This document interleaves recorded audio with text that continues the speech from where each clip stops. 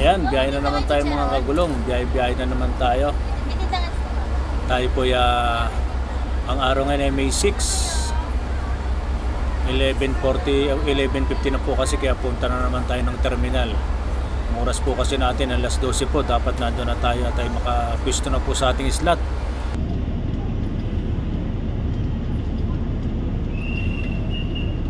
Buti nga, tatlo na na-duty dito word eh. Oh, isa dyan. Dalawa yung nakita ko kanina.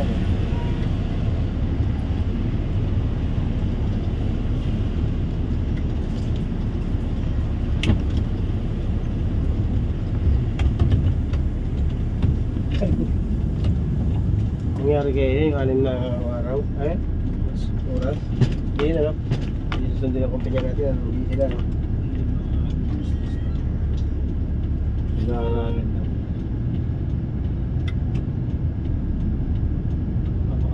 Wala nang pahingang basta. Ayan, at dito na nga po tayo sa terminal. Dito na tayo sa terminal nakapwesto at kita po natin may mga pasahero pa rin, pero kukunti lang. Hindi kagaya ng mga panahon ng kalakasan ng biyahe. Maraming pasahero lagi dito sa Pasay 5-star terminal.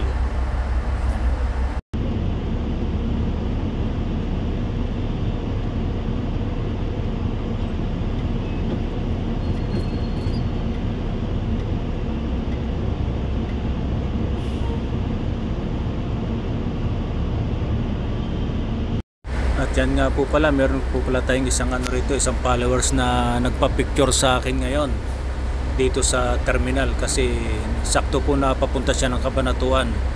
Kaya nung nakita niya yung bus, pumunta po sa atin at nanghingi ng sticker at nagpa-picture na rin. Salamat sir, shoutout po.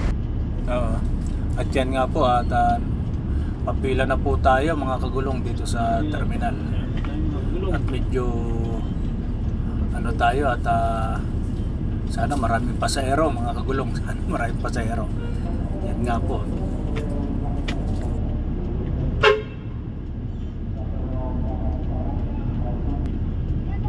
At yan nga po, atras na tayo at pasok na tayo sa ating slot dito sa terminal natin sa Pasay. At bilang may dumating na mga pasahero, pero kukunti pa rin dahil kumpleto pa ang bus natin. Hindi natin alam kung kanino po sasakay ang mga yan. Daming pasahero kasi nagdatingan.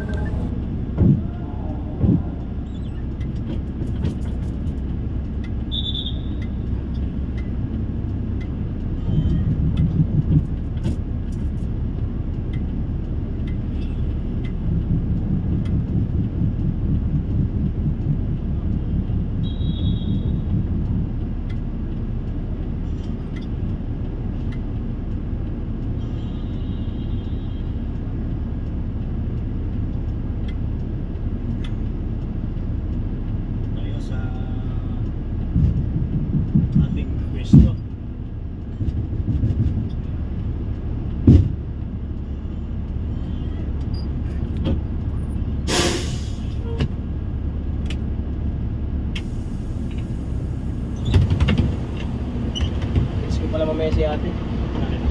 Sir po, mag-thank ako. Sige po. Pupalit na ako sa gawin.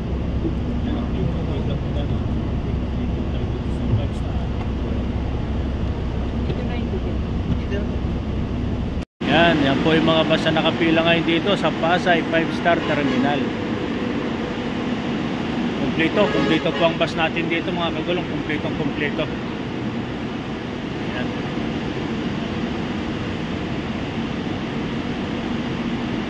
Ang oras po,